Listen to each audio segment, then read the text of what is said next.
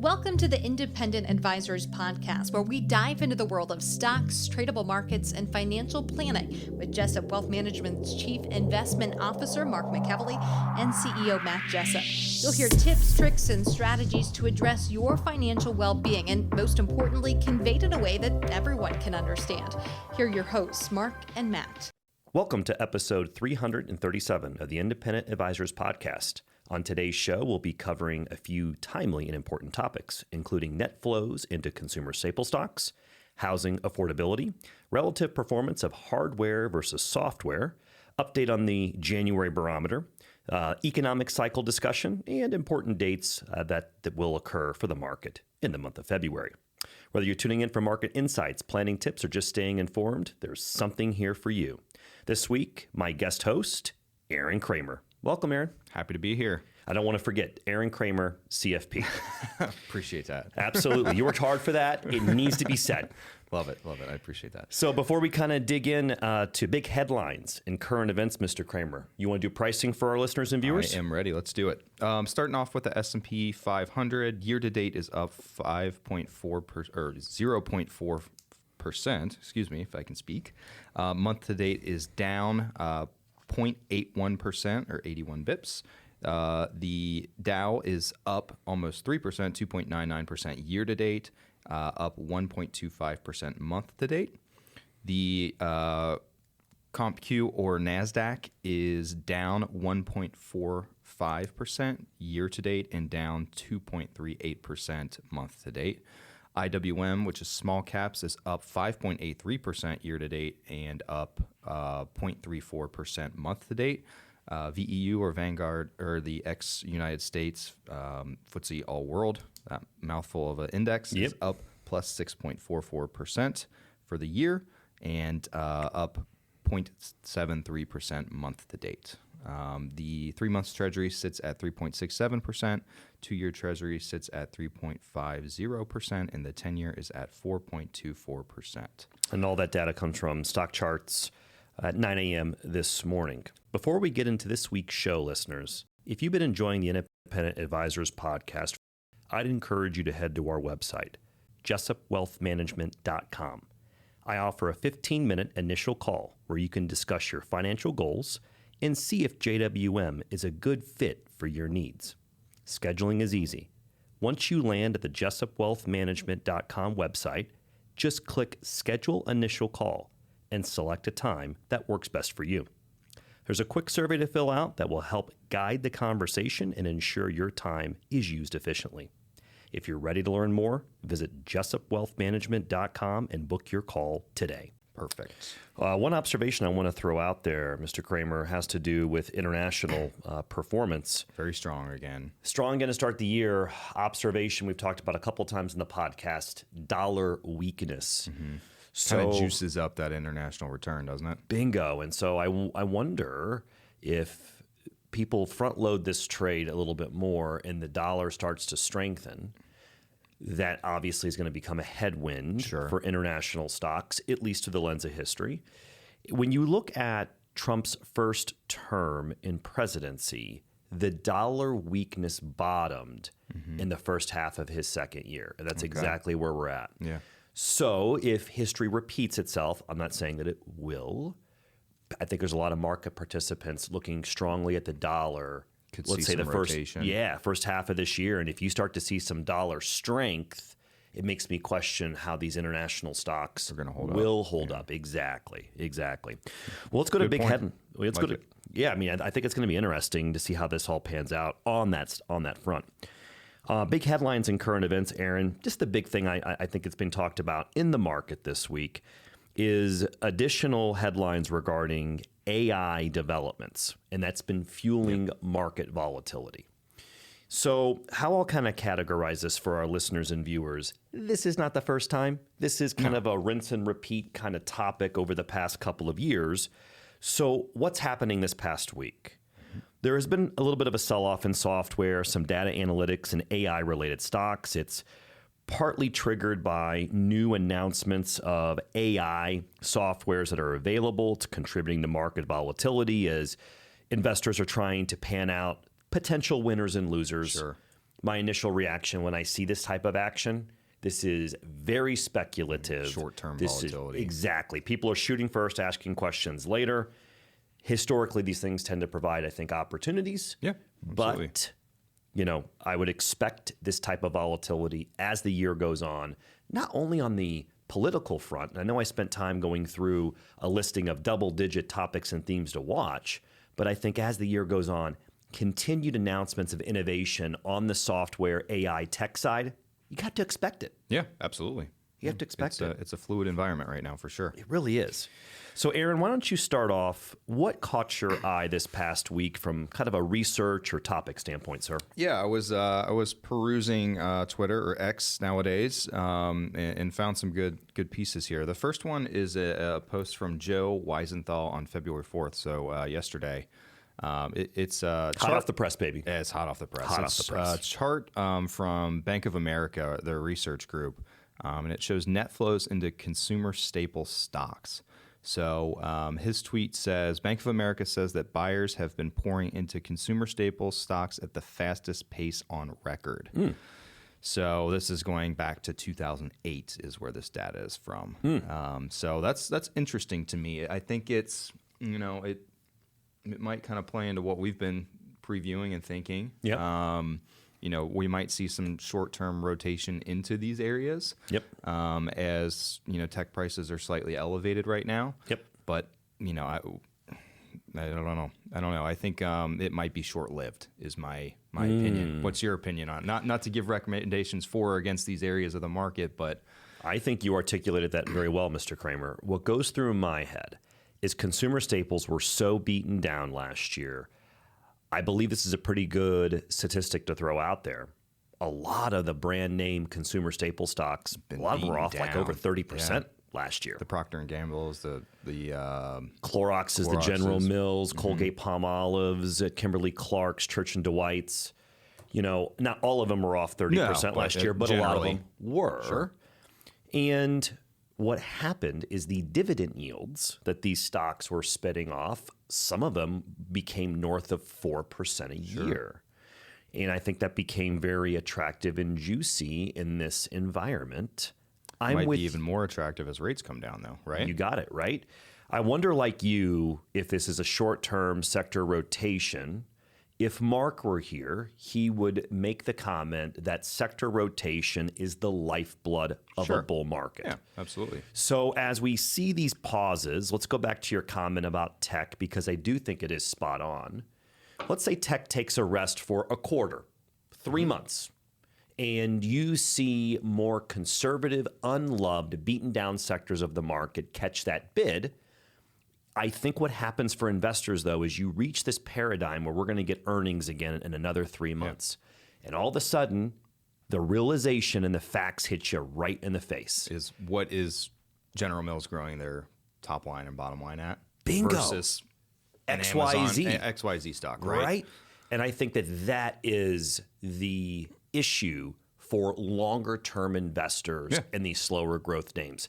Again, not for or against any other name we just mentioned, but interesting that you picked this. I thought it was kind of a very interesting data point, and I thought it was kind of a good sign. I like it. Kind of with Mark's theory that rotation is important. Right? Yes, it is. All right. Got another good one for you. Just wanted to check in on housing affordability. Ooh, that's a hot topic these days. Very much so. It is an X post by Rick Ryder on February 3rd, and he has two charts here. He kind of posted them back to back in the same post. Okay. So I'm going to read his first one. CIO charts of the week. Housing affordability continues to be very strained, particularly for young and lower income cohorts who are disproportionately being shut out of the housing market as first-time home buyers. Today, median age of first-time home buyers is 40 years old, up from 33 years old in 2019. That's a very interesting stat to me right now. It just goes to show that it takes tons and tons of time to be able to save up and have the ability to afford a house right now. Yes. So it shows the chart here, median age of home buyers. So all buyers, average age right now is 59. First-time buyers obviously is 40, and repeat buyers is 62. So Well, we see that trend in our client base, right? absolutely. We see- Downsizing, you got it. moving across the country, warmer climates, all that good stuff. Absolutely. Right? So No tax states. absolutely. That's a hottie. That's Yes, a hot it one right is. there. Yes, it is. Yep. His second chart here, this is an interesting take as well. So he says, if we assume the average person has a 45-year-long career, they would now be spending 21 years or 47% of their working years waiting to buy that first home. Isn't that a stat? That is a worrisome stat for me. We continue to believe that lower mortgage rates are key to easing some of the affordability pressures and to supporting, and it's cut off there, but that's the general point. You know, it was interesting. Trump was speaking at the World Economic Forum, must have been a week ago, maybe 2 weeks ago. And he was talking about housing affordability. And he said something that kind of piqued my interest. He said, bringing down affordability prices is a double-edged sword. Right. Because you have all of these individuals that are sitting on all these huge equity gains in their home, especially the last 6 years. Absolutely. And if you bring down affordability, you're going to make homes more accessible. But how many people are going to be upside down? There you go, right? And he was kind of talking about that double-edged sword and how they're going to try to, get innovative, because I do feel as we get closer to the midterms and the next presidential election, these are the topics that I think will start to rise to the surface. Absolutely. Well, I think that Rick here makes a good point, is that rates might be the less of the double-edged sword, right? Because if prices stay the same but rates come down, makes it people more have all their equity still. and it makes it more affordable, right? Yeah, I'll be curious to see how sticky the long end of the curve remains as shorter term rates come down, because I do feel that there is some feeling in the marketplace that the spending habits of the American government, apolitical to which side of the aisle has the power at that time, they're going to continue to borrow money we don't have. Right. So I think that is going to be the issue for the market to digest, which could make stickier or higher long-term rates. Yeah, absolutely. I'm in full agreement. I think You know what I mean? I don't see the ultra-low COVID rates ever again, or not for a very long time, unfortunately, for buyers and younger people. Yeah. We'll But, see if the administration's able to stay in, taking personal politics out of it. Their goal is to try to grow out of the deficit borrowing. We'll see if that is possible, right? Who knows? We shall see. We've seen crazier things. I got one more for you here. This is an ex-post from Bespoke Investment Group, and it is a check-in on relative performance of hardware versus software, and this is from February 3rd. Perfect kind of segue from the AI kind of news headlines, right? Well said. So Bespoke says, amazing dichotomy between tech, hardware, and software stocks over the last year. Hardware and semi stocks are up the most of any group with average gain of 50+%. Software stocks are down the most of any group with an average decline of 20+% down. So, I mean, what's your take on this? And I'll give you mine. I believe there's more disruption right now with potential in the software space than there is in the hardware space. I feel there's a lot of production bottlenecks in the hardware space, giving those companies more pricing power, higher margins. Sure. And just general themes. On the software side, it kind of goes back to market events you were seeing this past week, where people are reacting very quickly and extreme and making some assumptions that might not be true with some of these headlines. Basically kind of thinking that this hardware and the AI side is going to take away all the value in software, right? Which I don't think is accurate. Or commoditize it to a large extent. Yeah. Right? Interesting. Yeah, I don't think Curious to see how that goes. semis and AI are complete replacement for software or for coders and developers. Not yet, but I think it provides it's going to make it cheaper. Yeah. Right. Yeah. So interesting. Yeah. That's a big dichotomy for sure. So it is. I'm glad you pointed that out. We wanted to take a minute and tell you about a service we personally use and trust, LifeLock by Norton. With everything we do online these days, protecting your identity and personal information is more important than ever. That's why we've partnered with LifeLock, a leader in the identity theft protection industry. Their mission is to empower people to live their digital lives safely, offering tools to help protect you and your family from threats like identity theft, cybercrime, and fraud. They combine advanced technology with 24/7 support to keep your information safer in today's connected world. We use it ourselves, and we think it's a valuable tool for anyone looking to add an extra layer of protection. If you're interested in checking it out, you can use our special link to get a discounted rate. As a heads up, we do receive a percentage of compensation if you sign up using our link, but we partnered with LifeLock because we believe in what they offer. To learn more and get the deal, just head to jessupwealthmanagement.com/LifeLock. The first thing that I got is a topic about the January barometer. I'm going to make this a little brief because we did a piece, Aaron, me, Mark, and Jenna, for our Questions with Matt and Mark that we do weekly on our social media. So this was a piece that we picked. It's interesting because I had this on the sheet. It's a great data point. And then Mark grabbed it for the Questions with Matt and Mark piece independently of me knowing. So Great for minds, those, right? Right? So for those that did not see this, there is a old Wall Street adage about so goes January, so goes the rest of the year. And the term that they've coined it is the January barometer. Here's the quick stats. When you have this data point, Aaron, goes back to 1950. It's and a lot of data. The underlying source here is Ryan Dietrich at Carson.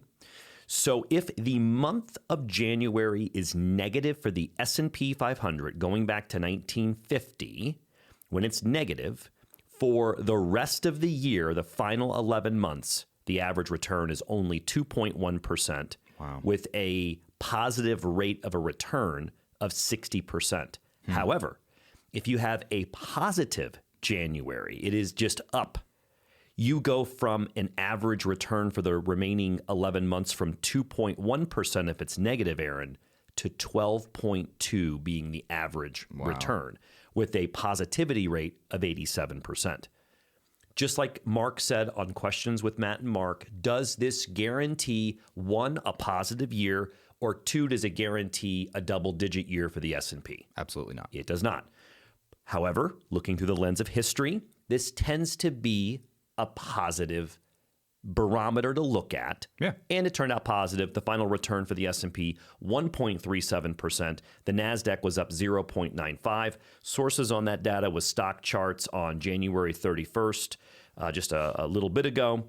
And one thing I thought was neat is when the S&P's up over 2% in January. It's even stronger. It's just slightly stronger, but the positive rate drops to 84.8%. Weird. Interesting, isn't that? All right. My next piece is going to be a little bit longer, and I have one after that that's just going to be some dates that I think investors will want to pay attention to here in February. This first piece is something I noticed, a blog post, Aaron, by Ben Carlson. And he had a blog post titled, Why This Economic Cycle is Different. And it caught my eye. Yeah, I read it too. Did you read it? I read all of this stuff, so Okay. I love it. So you're probably already aware. So I'm going to read through this and just feel free to interject. Yeah, I'll do the absolutely. same. I thought this would be a good piece to share with our listeners and viewers. Perfect. So again, he wrote this on January 27th. Here we go. I recently wrote a short history of credit cards in America. Here's the short summary of consumer spending in the modern era. Consumer credit took off for the first time in the Roaring '20s as Americans desired all the new household innovations that came to the market. The Great Depression crushed the stock market, crushed the economy, crushed the consumer, and turned a generation of households into penny pinchers who were too nervous to spend money. After World War II, that all changed as consumer credit exploded from the build-out of suburban America in the middle class. Credit card burst onto the scene in the 60s, which took spending up another level. Then the 1970s inflation hit, and debt was actually an asset in some ways because purchasing power was being eroded so quickly.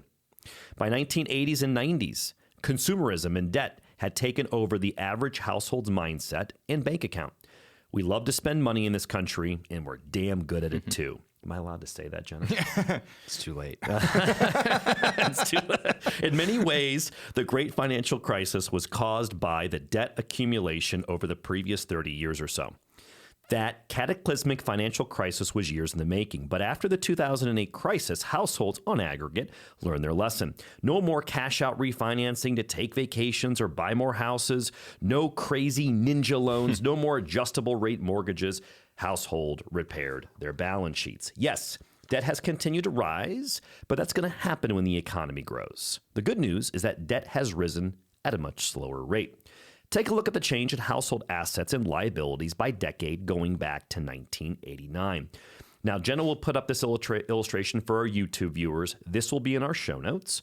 This is going to be a graphical representation that been attached. The underlying source is Ritholtz Wealth Management. Shows household assets have grown faster than liabilities. Data set goes back to 89. Any comments before I continue reading this, Aaron? No, I'll let you give the numbers there first, then I'll interject. All right. From 1989 to 1999, the household assets and debt grew at a similar pace, both doubling in size. Then, from 1999 to 2009, the debt grew much faster than the assets. 2 recessions, a housing bubble, and 2 stock market crashes had a lot to do with this, but was obviously not ideal. Now, look what happened from 2009 to 2019. Assets grew way faster and the growth in liabilities slowed dramatically. Same thing happened this decade as well. The growth in assets is outpacing growth in debt. This is why household net worth is at an all-time high. Matthew Klein at The Overshot tries to put the wealth gains this decade into context, Aaron. In other words, $66 trillion in net worth was added in less than 6 years, equivalent to more than 3 times of all the personal consumption expenditures in 2025. Obviously, a booming housing and stock market have a lot to do with these gains. Yep. The housing market's a perfect encapsulation of the differences between asset and liability growth this cycle and why this time is different. In 2009, the total value of the housing market in America was roughly $19 trillion. Total mortgage debt outstanding was a little bit more than $10 trillion. Today, the housing market is worth roughly $48 trillion, while mortgage debt outstanding is $13.6 trillion. Isn't that... That's my favorite stat of all of this. I mean, that is just crazy. People were calling for a housing bubble the last 5 years, essentially, right? I'm not going to say not many there's people no are, way. Not many people are underwater right now. They're There not are looking people. at that stat, right? There are, but there's not many. Right? I'll say it again. Today's housing market's worth $48 trillion with mortgage debt outstanding of $13.6. That's like 25%. That is just immense. I'll continue. Mortgage debt makes up around 70% of total consumer debt. To be fair, this was once in a lifetime housing price boom. Mortgage rates were at generational low levels. This won't last forever, but this is one of the reasons why households are in a much better position from a balance sheet perspective than they were in previous cycles. There's a case to be made that household balance sheets have never been in a better position than they are today. If you look at the counter argument is that household balance sheets are in such a good place because government debt is so out of control. Here's a look at household and government debt to GDP going back to 1970. And what it does is it shows household debt as a percentage of GDP and government debt as a percentage of GDP. And again, households are looking quite good compared to the drunken spending of the government. So I'll continue. I'm almost done. As households repair their balance sheets coming out of the 2008 financial crisis, the U.S. government borrowed more money than ever. Government debt to GDP has skyrocketed while household debt to GDP has fallen considerably. The government debt level is a topic for another time, but I would much rather have the institution that has the ability to print more of the global currency and tax its citizens taking on debt rather than households. Household balance sheets won't always look this clean. At some point in the cycle, they'll turn. The economy will go into a recession. Asset prices will fall, liabilities will rise as consumers borrow money to stay afloat. But the good news is that households have never been better positioned to weather the storm. The capacity to borrow is now much higher because the growth in debt has slowed. This is not like previous cycles. This time is really different. And he mentions some further reading on the topic. Yeah. I'll let you go first for any additional comments. No, I think he perfectly frames this. I think it's a great evidence for how resilient the U.S. consumer can be if there is a recession in the future. Yep. And I think, I think people are positioned to take on more challenges. Yeah. And again, we're talking about the average household. The average, yeah. There's going to be some that are definitely underwater and not as pretty as this. There are going to be some that are way better than us, right? So that's correct.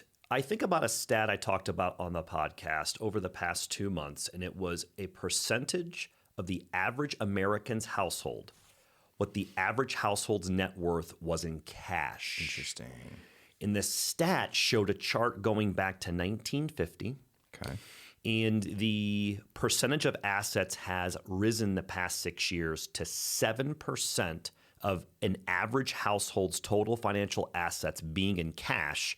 That is the highest level since the early 50s, coming out of World War II. Wow. Interesting. So I just want to throw it out there that when I look at the hard data, if someone sits there and says to me that the consumer is overextended, my immediate reply will be, yes, there are definitely subsectors of the American consumer that are, but on average, that is not factual.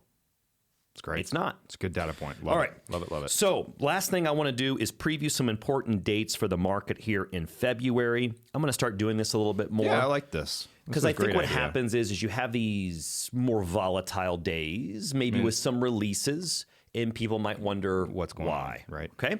So a couple to throw out there that caught my eye for the month of February. First is we get the inflation print for January to be released on February 11th.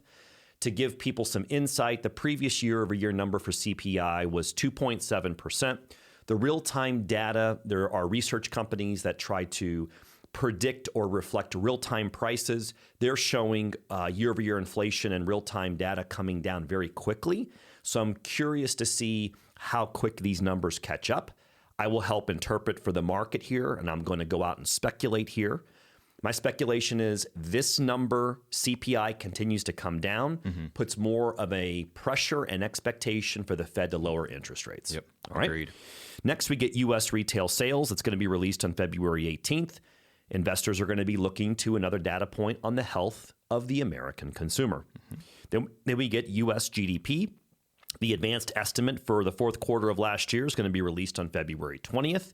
There will be some effects of the government shutdown in that release number, but I'll tell you, I think it's going to be juicy.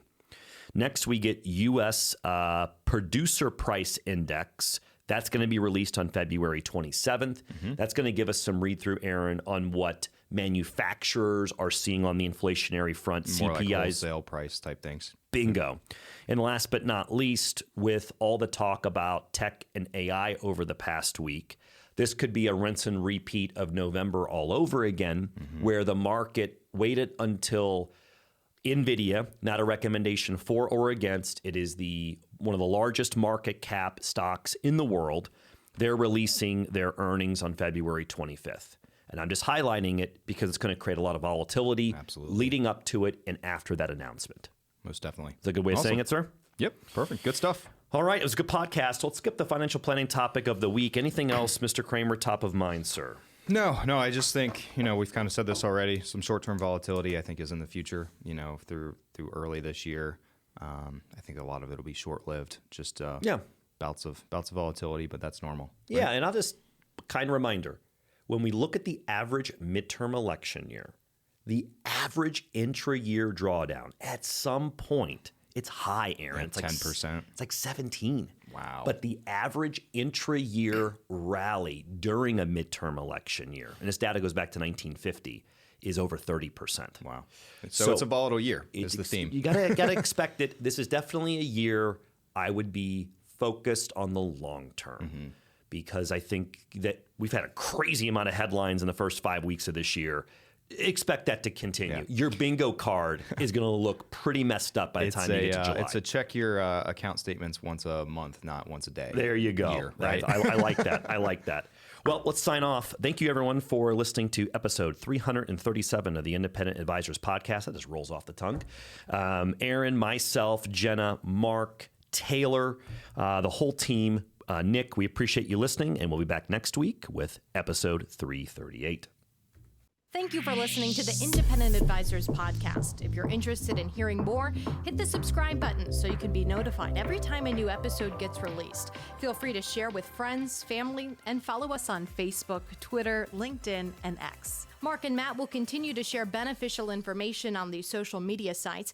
Also, check out the podcast tab on their website. That's www.jessupwealthmanagement.com. There you'll find links to every episode of the Independent Advisors. Have questions or topics you want to discuss on the show? Send an email with the words questions and topics in the subject line to inquiries@jessupwealthmanagement.com. We'll talk about it right here on the podcast. Certain sections of this commentary may contain forward-looking statements based on reasonable expectations, estimates, projections, and assumptions. Forward-looking statements are not guarantees of future performance and involve certain risks and uncertainties which are difficult to predict.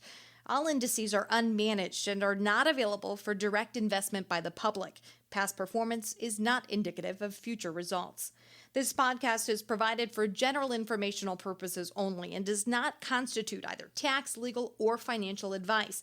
Although we do go to great lengths to make sure our information is accurate and useful, we recommend you consult a tax preparer, professional tax advisor, financial advisor, or lawyer regarding your specific circumstances.